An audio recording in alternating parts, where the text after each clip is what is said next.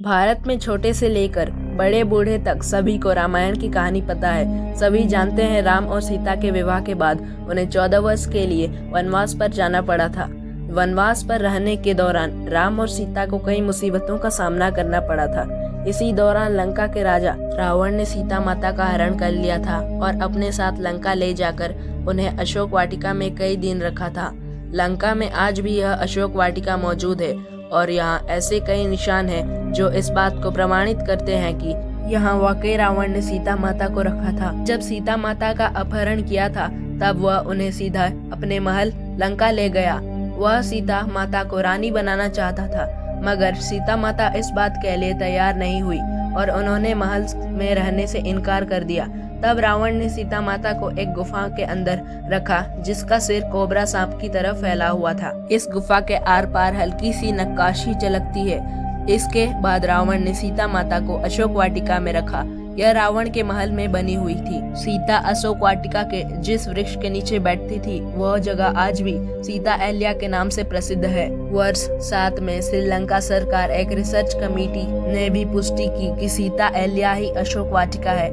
यह जगह आज भी वैसी की वैसी है। इतना ही नहीं, सीता जी को लेने आए हनुमान जी ने जब लंका में आग लगाई थी उसके प्रमाण भी यहाँ मिलते हैं। हनुमान जी के लंका जलाने से भयभीत रावण ने सीता जी को अशोक वाटिका से हटाकर कोंडाकट्टू गाला में रखा था।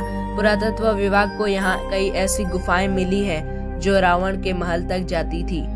रामायण में इस बात का वर्णन मिलता है कि जब राम को इस बात का पता चला कि सीता का हरण रावण ने किया है तो उन्होंने अपनी वानरों की एक सेना बनाई और हनुमान जी को आदेश दिया कि वह सीता को लंका से वापस ले आए। भगवान राम के आदेश पर हनुमान जी लंका पहुंच गए। अशोक वाटिका में जिस वृक्ष के नीचे सीता माता बैठती थी उस पर चढ़कर उन्होंने सीता माता को भगवान राम की अंगूठी फेंकी, जिससे सीता माता को अंदाजा हुआ कि हनुमान जी को भगवान राम ने ही भेजा है। श्रीलंका में आज भी वह स्थान मौजूद है जहां पर हनुमान जी के पैरों के निशान है। हनुमान जी के पैरों के निशान जिस चट्टान पर पड़े वहां पैर के आकार के गड्ढे बन गए हैं। यह निशान आज भी दिखे जा सकते हैं। रावण और राम के युद्ध में एक समय ऐसा भी आया था जब भगवान राम के छोटे भाई लक्ष्मण बेहोश हो गए थे। वह केवल संजीवनी बूटियों से ही जीवित हो सकते थे। यह बूटियां केवल हिमालय में मिलती हैं और हनुमान जी इसे लेने के लिए वहां गए थे और संजीवनी बूटी का पूरा पहाड़ उठा लाए थे। यह पहाड़ आज भी श्रीलंका में उपस्थित है और इसमें आज भी हिमालय की जड़ी बूटियों के अंश मिलते हैं। दावा है कि इन जड़ी बूटियों का श्रीलंका में पाया जाना रामायण काल की वास्तविकता को प्रमाणित करता है। पुरातत्व विभाग को श्रीलंका में एक ऐसा महल मिला है जिसे देखकर लगता है कि वह रामायण काल में बनाया गया होगा। रामायण इस बात का वर्णन है कि भगवान हनुमान ने रावण की लंका को जला दिया था।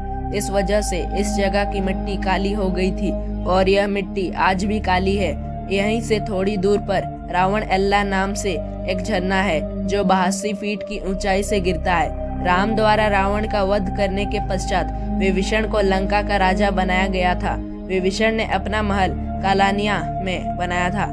यह कैलानी नदी के किनारे स्थित है। नदी के किनारे पुरातत्व विभाग को उस महल के अवशेष मिले हैं।